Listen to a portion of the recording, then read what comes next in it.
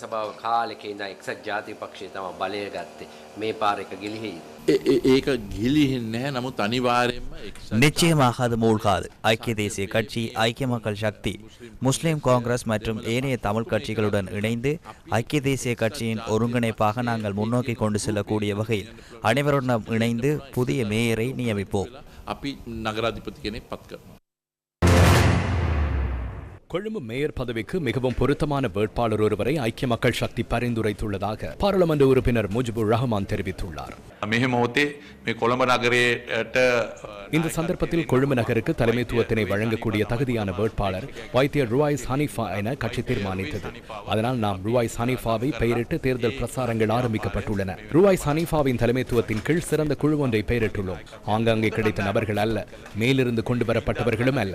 அதனாலே இதனை வெற்றி கொள்ள முடியும் என்ற நம்பிக்கை எமக்கு உள்ளது. ஐக்கிய தேசிய கட்சியினர் தமது பட்டியலை வெளியிட்டுள்ளனர். அந்த பட்டியல் தொடர்பில் நமக்கு பிரச்சனை இல்லை. ஐக்கிய தேசிய கட்சியினருக்கு சில உறுப்பினர்கள் கிடைக்கப்பெற்றாலும் அவர்கள் எம்முடன் சேர்ந்து உள்ளூராட்சி மன்ற நடவடிக்கையில் செயற்படுவார்கள். அதனால் அவர்கள் தனியாக போட்டியிடுவதில் எவ்வித பிரச்சனையும் இல்லை.